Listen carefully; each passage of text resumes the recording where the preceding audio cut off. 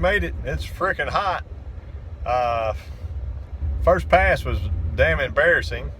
I guess I wasn't pulled up in the water right, but the truck started pulling hard sideways one way. So I tried backing up and burning out again. It basically did the same thing, and it was hooking. So I said, screw it, and just pulled on up. 477 red light, 170 60 foot. I was just a little bit frazzled because of that stupid burnout. So I think this time I'm gonna have Joe pull up and guide me into the water like I thought the track crew would do. But yeah, hopefully you can see it on the GoPro okay. And that was just round one of open time trials. So I'll get my no electronics 1 or 2 time trials shortly. So y'all hang out.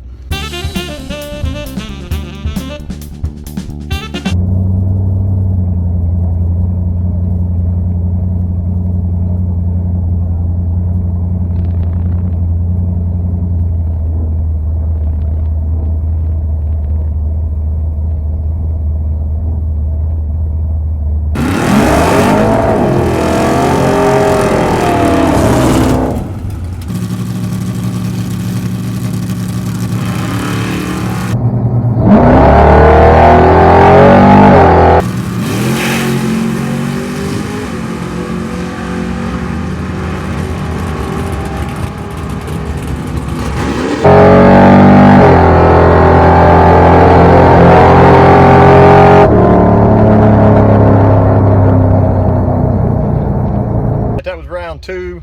It's a little later in the day. I lost some time. My light sucked, but that was the dash for cash round. So I tried to dial an 811. I thought I'd pick up some. I did a little bit of minor carb adjustment with the gauge. Got to vacuum up some, but I think I let a little bit too much air out of my tires. I lost 3/10. I'm sorry, 3/100 at 60 foot, and it carried to the 330 and to the 660. So consistent loss, at least. I'll know how to fix that.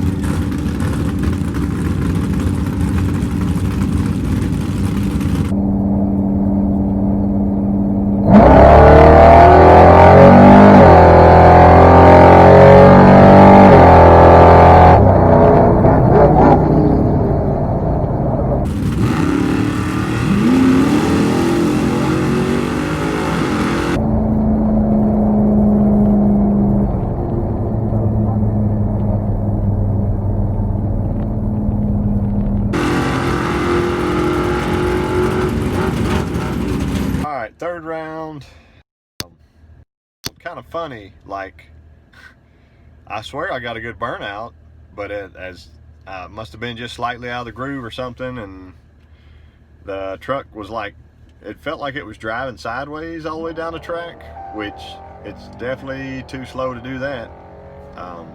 So maybe it was spinning some or something, I don't know. But I let out of it and I got beat anyway. The let me see here, 575 reaction, he already had me treed anyway. But my 60 foot 173, that was like 3/100 off. Let's see, 330 was 521, so that was about 4/100 off. And yeah, obviously by me letting out, that 842 is not going to win anything. if you dial a 816. So I needed some help with that. Came back around for the last round.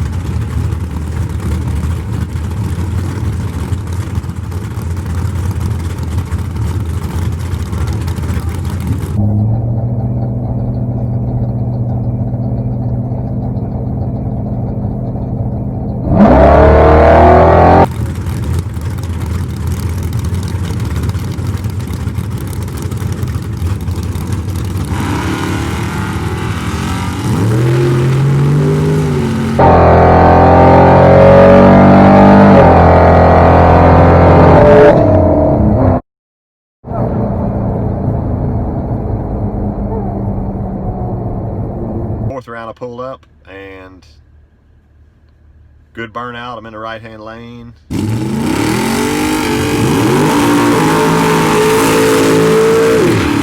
Truck launches well. I don't even have the time slip. I don't know what I did with the time slip, but I want to say I ran an 822, and the other car was so much faster than me. Like I got set out so much, I didn't see it anywhere, and I just barely tapped my brake right at the end, and dude just flew just whoop right by me. Like, just that's a clear win. I mean, that's how you lose. So I got to get my stuff together. I've got another list of stuff to do before the big Mopar meet in October, early October at Centerville. So I'm gonna try my best to be there. I've talked about a new converter. We talked about some other upgrades. Drew, the carb guru, is gonna rejet my carburetor and work on it some. He thinks from my last video that the butterflies weren't opening all the way. So y'all go back and watch that and let me know what you think. Just some little things. I'd like to get, into the high sevens. Let me know in the comments, some easy things I can do to try to pick up a little time. I'll listen. If you want to have some dialogue with me about it, you can email me at JustMoparJoe at gmail.com, and we can talk over some things. The truck was, it's a street motor. Like, I know it's a 408, but it's low compression. The cam's not great big. It's doing pretty well for what it is, but I may need to change my converter up some, as bad as I hate to. That'll make or break you. But I don't know. I'll see y'all next time, and I appreciate you watching. I've got part 2 of my Hemi intake coming up soon. I get some more time to work on it. The Blue Meanie's almost done. Y'all need to go watch that video if you haven't already. And I'm at 1,000 subscribers, so I've got to do a big video for that.